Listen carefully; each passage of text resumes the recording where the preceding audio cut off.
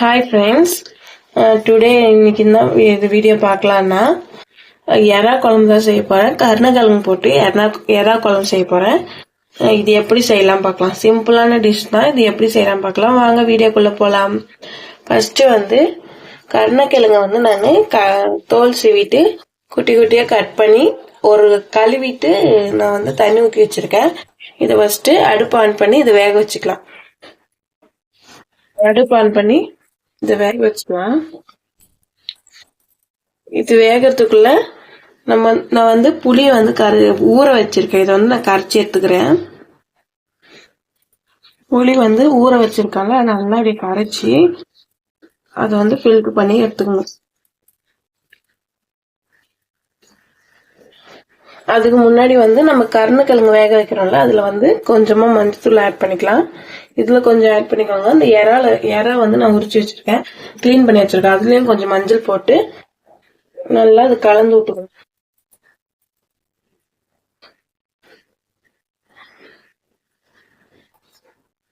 இது நல்லா இப்படி கலந்து விட்டுங்கன்னா இந்த எறால இருக்கிற அந்த கவுச்சி ஸ்மெல் எல்லாம் போயிடும். அதனால மஞ்சத்தூள் போட்டு நல்லா இப்படி கலந்து வச்சுக்கோங்க. ஓகேங்களா? புளி நான் கரைச்சிட்டேன். இது நான் புளி வடிகட்டிய வச்சு இந்த புளி கரைசல் மட்டும் நம்ம எடுத்துக்கலாம்.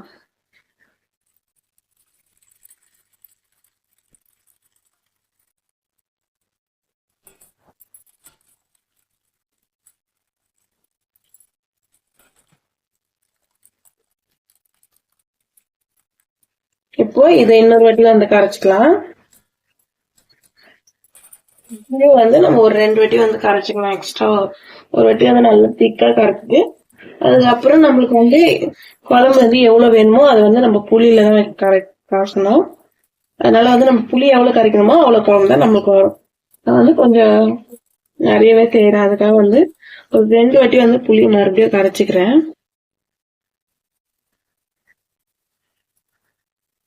கரைச்சி ஊட்டி வேண்டியதான். இன்னொரு வாட்டி கூட கரைக்கலாம். புளி நமக்கு திக்னஸ் எவ்வளவு வேணும்னு பாக்கணும். ரொம்ப தண்ணியே கரைச்சிட்டீங்கன்னா குழம்பு நல்லா இருக்காது. கரெக்டான பதத்துக்கு புளி கரைசல எடுத்துக்கணும். இன்னொரு வாட்டி நான் கரைச்சிக்கிறேன். கொஞ்சமா தண்ணி ஊத்திக்கிறேன். எனக்கு அவ்வளவு குழம்பு இருந்தா போதும். அதனால கொஞ்சமா தண்ணி ஊத்தி நல்லா கரைச்சிக்கலாம். இங்க பாத்தீங்கன்னா நல்லா கொதிக்கிது. நல்லா கொஞ்சம் வெந்து வரணும். பாதி வெந்திருந்தா கூட பரவாயில்ல. மீதி நம்ம குழம்புல போடும்போது அது இன்னும் கொஞ்சம் வெந்துரும். அதுக்காக லைட்டா வேகணும். சரிங்களா? இப்ப பொரிக்குது. காய் வெந்ததுக்கு அப்புறம் அது பார்க்கலாம்.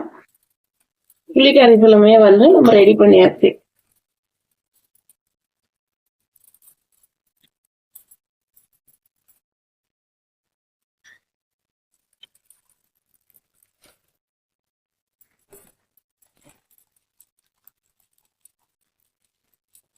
உங்களுக்கு புளி கரைச்சாச்சு. இப்ப புளி கரைச்சதுக்கு அப்புறம் குழம்பு மிளகாத்தூள் நம்ம ஆட் பண்ணிக்கலாம். இந்த குழம்பு மிளகாத்தூள் நீங்க காரத்துக்கு எவ்வளவு காரத்துக்கு ஏற்ற மாதிரி ஆட் பண்ணிக்கலாம். நான் 2 ஸ்பூன் எப்பவுமே ஆட் பண்ணுவேன். இப்ப மிளகாத்தூள் போட்டோம். குழம்பு மிளகாத்தூள் போட்டு நல்லா கரைச்சிட்டு நீங்க காரம் கரெக்டா இருக்கா நீங்க டேஸ்ட் பண்ணி பார்த்துக்கலாம்.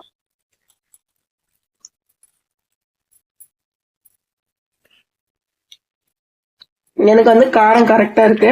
உங்களுக்கு வேணும்னா சேர்த்துக்கணும். இன்னொன்னு சொல்ல மறந்துட்டேன். புளி ஊற வைக்கும் போதே உப்பு நான் சேர்த்துக்கணும். புளி குழம்புக்கான உப்பு நான் புளியிலேயே சேர்த்துக்கினேன். நீங்க சேர்த்துக்கோங்க. சரிங்களா? அது நான் காட்ட மறந்துட்டேன். நீங்க புளி ஊற வைக்கும் போதே குழம்புக்கு எவ்வளவு உப்பு வேணுமோ அவ்வளவு சேர்த்துக்கலாம். சரிங்களா? இது நல்லா இப்ப கொதிச்சிச்சு. பாக்கலாம். வெந்துச்சா பார்க்கலாம். காய் வெந்துச்சுன்னா நம்ம இதை ஆஃப் பண்ணிக்கலாம். அங்க நான் செம்பல் ஒண்ணு எடுத்துக்கிறேன். எடுத்து ரொம்ப சூடா இருக்கு, கொஞ்சம் பார்த்து. இது நீங்க எப்படி டெஸ்ட் பண்ணணும்னா நீங்க வச்சிருக்கீங்க இப்படியே ஒரு கரண்டில இப்படி லைட்டா அமுத்துனீங்கன்னா நல்லா போயிடும். உள்ள டக்குன்னு போயிடும். நல்லா வெந்துச்சு. இது வெந்துடுச்சு. இருந்தாலும் நான் பாருங்க இந்த மாதிரி நல்லா துண்டாயிடுச்சு பாத்தீங்களா. இப்படி இருந்தாதான் வெந்துச்சுன்னு அர்த்தம். நம்மளுக்கு நான் கொஞ்ச நேரம் அப்படியே விட்டுட்டு வாங்க அடுத்து என்ன பண்ணலான்னு பாக்கலாம். இப்ப பாத்தீங்கன்னா காய் வந்து நல்லா வெந்துடுச்சு. ஆல்ரெடி பாத்துறேன். இப்ப இது இறக்கிட்டு நமக்கு வந்து நான் சட்டி வச்சிடறேன். குழம்பு சட்டி வச்சு நம்ம செய்யலாம். வந்து குழம்பு சட்டி வச்சாச்சு. இது கொஞ்சம் சூடாகட்டும். அதுக்குள்ள வந்து நான் இன்னொன்று பண்ணிட்டேன். பாத்தீங்கன்னா ஒரு மீடியம் சைஸ் வெங்காயம், ஒரு தக்காளி, ஒரு பச்சை மிளகாய், கருவேப்பிலை, கொத்தமல்லி எல்லாத்தையும் நான் கட் பண்ணி வச்சுட்டேன். வாங்க பாக்கலாம். இப்போ சட்டிக்கு ஆயிட்டு கொஞ்ச நேரம். சட்டி வந்து நல்லா காஞ்சிச்சு. அதுக்கப்புறம் நான் வந்து எண்ணெய் சேர்த்திருக்கேன். எண்ணெய் வந்து நல்லா சூடாகட்டும். வாங்க கடுகு எடுத்துக்கலாம். நெக்ஸ்ட் இப்போ நம்ம தாளிப்பு தான் கொடுக்க போறோம். அதனால வந்து எண்ணெய் காஞ்ச உடனே கடுகு போடலாம். எண்ணெய் வந்து நல்லா சூடாயிடுச்சு. இப்போ கடுகு வந்து நான் ஆட் பண்ணிக்கிறேன். பொரியுங்க. கடுகு பொரிஞ்சதுக்கு அப்புறம் நம்ம கருவேப்பிலை ஆட் பண்ணலாம். கருவேப்பிலை போட்டு வெங்காயம் சேர்த்துக்கலாம். கருவேப்பிலை, கொத்தமல்லி, வெங்காயம் ஆட் பண்ணிக்கிறேன்.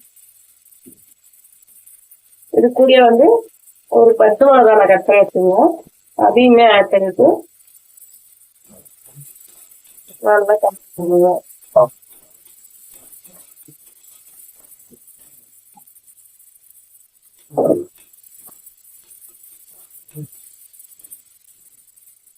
நான் எப்பவுமே சொல்றதுதான், வெங்காயம் வதங்கும்போது வந்து கொஞ்சமா உப்பு சேர்க்க சொல்லுவேன். அதனால நான் வந்து லைட்டா உப்பு எல்லாம் ஆட் பண்ணிட்டு ஆல்ரெடி குழம்புக்கான உப்பு வந்து புளியில போட்டோம். வெங்காயம் வதங்கிறதுக்காக வெங்காயம் நான் வதங்கிறதுக்காக இதுலயும் கொஞ்சம் உப்பு போட்டோம். நல்லா வதக்கிக்கலாம். வெங்காயம் வந்து லைட்டா வதங்கினதுக்கு அப்புறமா நம்ம தக்காளி ஆட் பண்ணிக்கலாம். தக்காளி வந்து கட் பண்ணி வச்சிருக்கோம்ல, அதை ஆட் பண்ணிட்டு வந்து நம்ம தக்காளி ஆட் பண்ணும்போது இப்படியே சேர்த்து நல்லா கலந்து விட்டு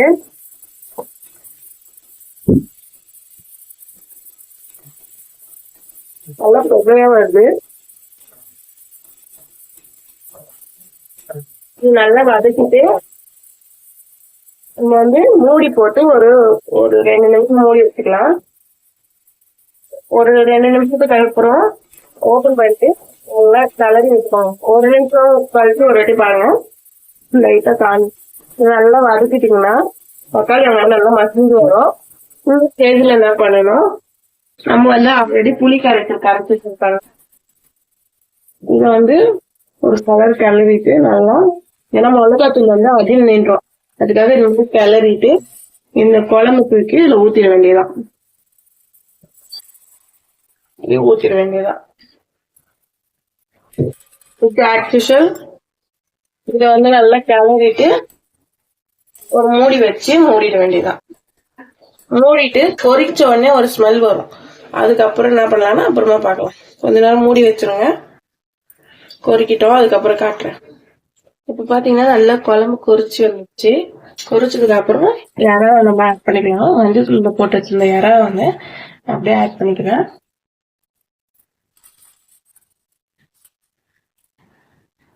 இறா வந்து இது குழம்புல ஆட் பண்ணிக்கலாம்.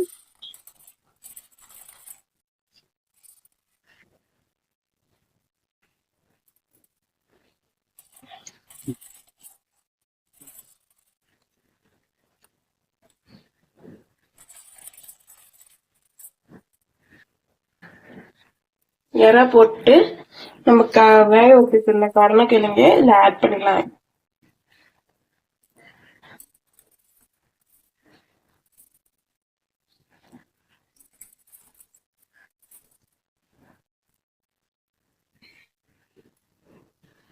இப்ப வந்து நான் காய் இறெல்லாம் போட்டு இப்ப மூடி வச்சிருக்கேன்.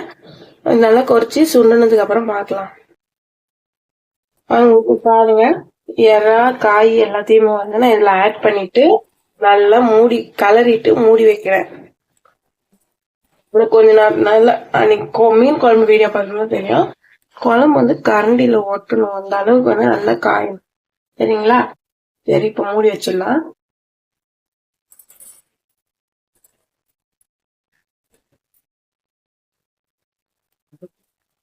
பாருங்க, குழம்பு வந்து நல்லா காஞ்சி திக்கா வந்துருச்சு. நீங்க இன்னும் வந்து திக்கா வேணும்னா சுட வச்சுக்கலாம். ஆனா இறக்கும் லைட்டா தண்ணியா இருக்கும், நல்லா இருக்கும்.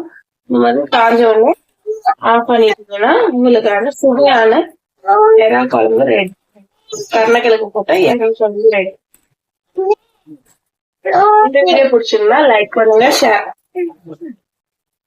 இந்த வீடியோ பிடிச்சிருந்தா லைக் பண்ணுங்க, ஷேர் பண்ணுங்க, கமெண்ட் பண்ணுங்க. மறக்காம என்னுடைய சேனலை சப்ஸ்கிரைப் பண்ணிக்கோங்க. இன்னும் நிறைய குக்கிங் வீடியோஸ் நான் போட இருக்கிறேன். அந்த வீடியோஸ்லாம் உங்களுக்கு நோட்டிபிகேஷன் வருவதுக்காக நீங்க சப்ஸ்கிரைப் பண்ணிக்கோங்க. உங்களுக்கு ஏதாச்சும் ஒரு குக்கிங் வீடியோ உங்களுக்கு வேணும்னா நீங்க கமெண்ட் பாக்ஸ்ல கமெண்ட் பண்ணுங்க. அந்த வீடியோ செய்யறதுக்கு நான் ட்ரை பண்றேன். Thank you friends.